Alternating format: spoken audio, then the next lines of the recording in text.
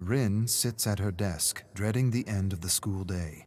Not because she enjoys junior high or because she respects her teachers, but because she despises being forced to learn kendo. But her father demands it. He demands that she practice the way of the sword. Not just practice, excel. She's a Yamaoka. The Yamaokas come from a proud legacy, a samurai legacy. He reminds her of this every day, and every day the kids tease and humiliate her, telling her she has no business in their class, telling her she should wield a broom, not a shinai.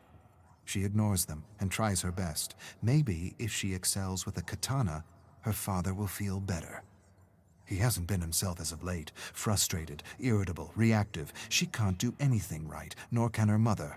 He has become very quiet and talks and argues with himself.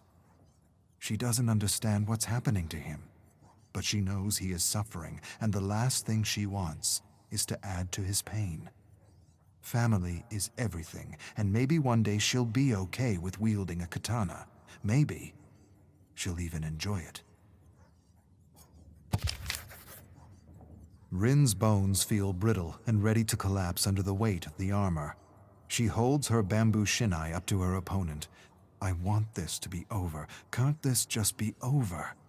Her opponent insults her. He tells her there's a shattered window in the changing room she ought to clean before someone cuts themselves, Janitor Yamaoka. He laughs. He makes another janitor joke at her expense. A sudden heat rushes up her face. She wants to shove the shinai down his throat. See how he laughs with wood and splinters piercing through his stomach. Splinters piercing through his throat. Where did those thoughts come from? It's not like her to think such thoughts. She angles her shinai and feels something strange inside. She's never felt anything like it before, like a waking dragon in her heart. She stares at her grinning opponent. Faster than thought, she lunges and strikes his head. Everyone laughs at him. His head slumps in mingled defeat and humiliation. A boy stares at her with wide, disbelieving eyes. He blinks. You might be a Yamaoka after all. She hates to admit it, but it feels good to win. No, not to win. To defeat a foe. To defeat another human being. Defeat another human being? Why would I think this? These aren't my thoughts. But they are.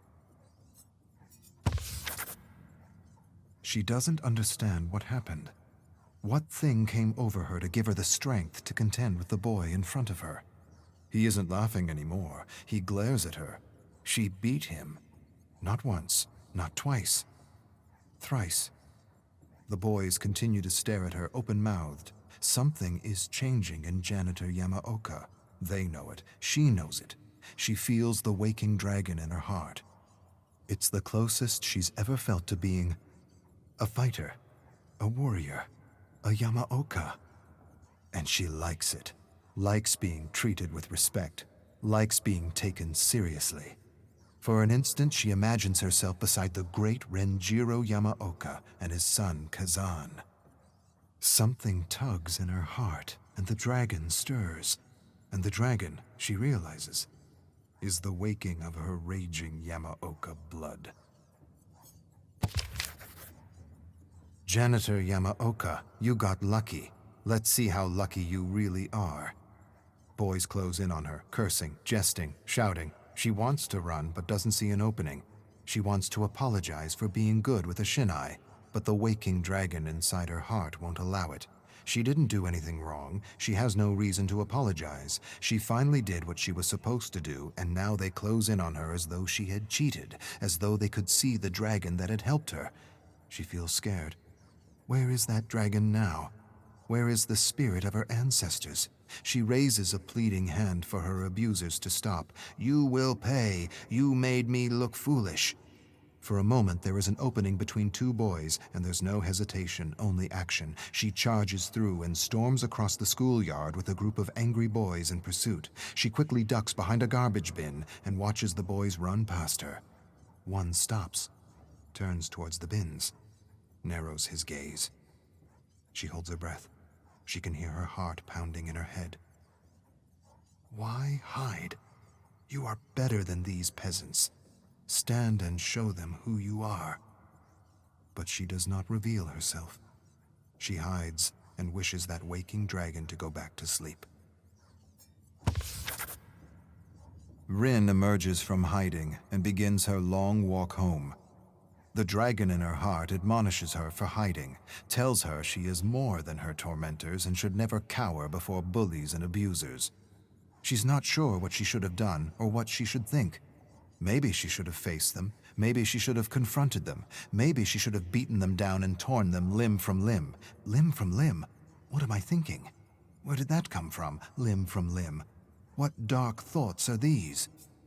Before she can answer her own question, she hears a voice. She hears her tormentors jeering and spewing insults at her.